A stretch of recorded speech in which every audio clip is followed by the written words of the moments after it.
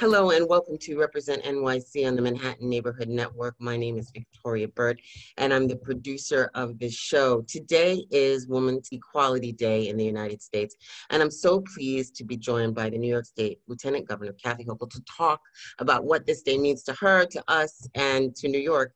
Hello and welcome. Thanks, Victoria. Appreciate you having me on this show. And I think this is an extraordinary day. It's a day for us to celebrate the long march toward women's equality that started in our own state in 1848 with some brave, incredibly audacious women who really stood up to the tides of their time. I mean, these were women, ordinary women. They came together in a place called Seneca Falls, and 300 of them gathered. Imagine 300 people getting together without having a Facebook page telling where to go and how to get there. Just think about that. And Frederick Douglass, one of the few men that was there, and he was so eloquent in his address of how women should be fighting for the right to vote as well. So I think about today as a day that we stand on their shoulders and are called to think about ways that we can further the cause of women's equality, because the right to vote 100 years ago did not equate to real equality. I think there's not a woman in this country who would think that the scales are tipped in balance the way they should be between the genders. It's just not happening. And for particularly women of color who had to wait even longer for a guaranteed right to vote way beyond 1920. They had to wait for the Voting Rights Act of 1965. And they're never properly championed or recognized as the heroines of the story. So this morning I was in Central Park unveiling a statue with my great friend Gail Brewer, who fought for 7 years with Pam Elam and others who just wouldn't give up the fight, just like those early suffragettes. And Hillary Clinton joined us, and Carolyn Maloney, our great champion for women's rights in Washington. It was a great gathering, but we recognized Sojourner Truth with Elizabeth Cady Stanton, as well as Susan B. Anthony, and they'll be immortalized in Central Park. And then I had a chance to go up to Poughkeepsie and do another statue for Sojourner Truth, a woman who truly was persecuted for being a slave at one time and fighting for freedom for her family members, but then becoming a great suffragette. So what this means to me, it's a day to celebrate, but also wear the weight of responsibility on our shoulders that we have more to do as well. Yeah, and I want to congratulate you because you were awarded the 2020 Harriet Tubman Freeman Award. What did winning that award mean to you? At a personal level, it was powerful to me and humbling, because ever since I was a little 8-year-old, I used to go to our public library. I just told this story at the Brooklyn Library a couple of days ago.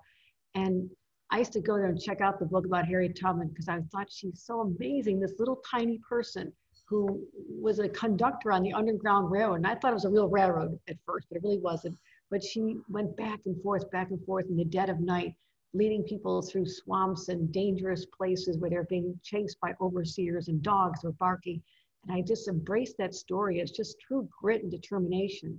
And to be honored in her name years later for my work on behalf of ensuring that we don't just talk about gender equality, but also the intersection of racial equality, and how, just imagine where we'd be today if there had been that intersection long before 2020, when we're having really a reckoning in our country, a recognition that there have been historic injustices perpetrated against Black Americans since Harriet Tubman's time.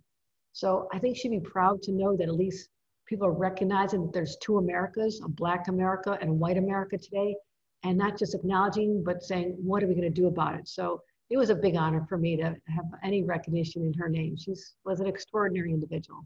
Yes, absolutely. And you're also on the Suffragette 100th Anniversary Commission. Talk to me about what the goal of that commission is. Well, we started back in 2016. Governor Cuomo asked me to spearhead the New York State celebration of women getting the right to vote in our own state 3 years ahead of the rest of the nation.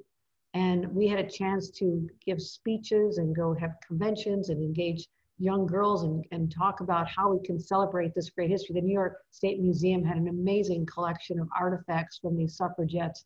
And to just really remind people, no other state can lay claim to being the birthplace of the women's rights movement. It started here, and not just those early suffragettes I mentioned, but all the way up to people like Shirley Chisholm, who broke the gender barrier and the racial barrier, being the first woman of color elected to Congress, and then having the audacious idea to run for president. I mean, she was an inspiration to me as a child. I used to look up to her. She ended up, I'm from Buffalo. She ended up living her final years in Buffalo, and I had a chance to get to know her.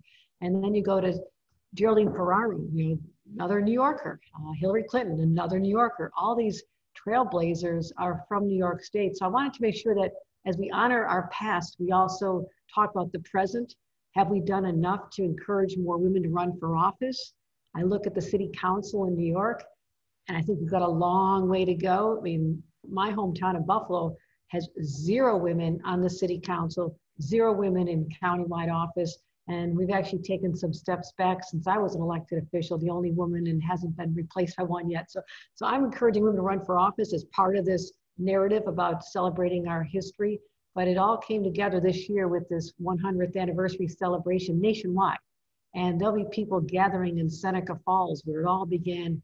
And if it wasn't for the pandemic, we had a very different idea of how we would celebrate this. But it's not just about celebrating a day or a year, it's how you're living your life every single day. If you're an employer, you have the ability to bring in, lift up more women and people of color to correct these injustices from the past. Or are you in a position to just thank someone who's on the front line? So many women are on the front line of this pandemic, and were so bold and courageous when they went into the line of fire just a few short months ago, putting their own lives in jeopardy. They, in my mind, carry on that spirit of resiliency from those early New Yorkers whose weight is on our shoulders now, and how we will honor them today by enacting policies and making sure that we remember them, but also how we leave this place better as well. What will our contributions be when people look back 100 years from now? And that's what I'm always questioning, and putting that question to other women as well. How do you think New York can be an example? I mean, are there some specific things? I know you've called for the passage of the Equal Rights Amendment.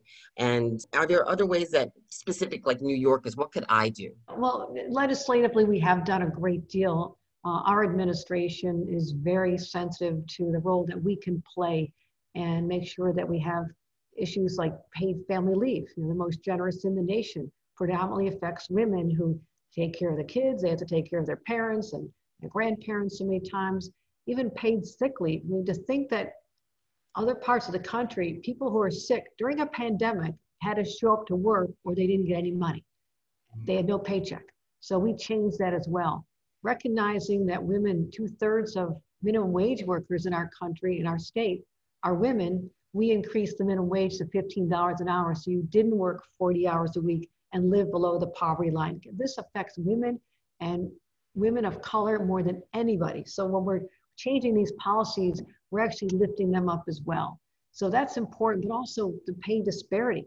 We still have a wage gap between men and women, and different women of color, whether you're Hispanic or Black, indigenous peoples, they all have different wage gaps that are just unfair. There shouldn't be a single penny gap. But we've also recognized that the state has a role in this and in enforcing policies that don't allow this. MWBEs, we have the most generous program in America to ensure that there's more money in state set-asides for women and communities of color to make sure that they have that shot to make up for a lot of discrimination and just being passed over in the past through historic, traditional discrimination, systemic discrimination. And so there's a lot we can do on the policy side, but everybody should be asking in your workplace, if you're working in a place that's predominantly men, where are the women? And the fact is that the majority of human resources workers in this country, the larger companies, are women. They're the ones who know that someone's making less, a woman's making less than a man. They would know what their percentage of women are in their workforce. And they would also know whether their board of directors has enough representation for women. When you get more women in these positions, whether it's in the private sector or running for office, things start to change. And that's what lifts my spirits. The number of women who I serve in government with, Tish James, for example, I was the only woman in statewide office. Now we have Tish James, so made us 50%. So we're in the 50% club now. So Tish and I are very proud of that. And you should be. Yeah, she's amazing. And I draw inspiration from all these women, even in rural areas of upstate New York. And they have, it's so hard to be a member of my party, Democratic Party, in many of these areas. And it's tough to get people to run, but you just have to do it. You just have to harness the energy and the spirit of people like Sojourner Truth and Harriet Tubman and Elizabeth Cady Stanton, people immortalized in statues today. But it's not just a bronze statue. It is what their life taught us about what we are capable of ourselves. These were just ordinary New Yorkers who made a profound difference in the lives of people for generations to come. Each of us have that same capability. Yes, we do. I want to thank you so much for joining us today. I really appreciate it. Thank you.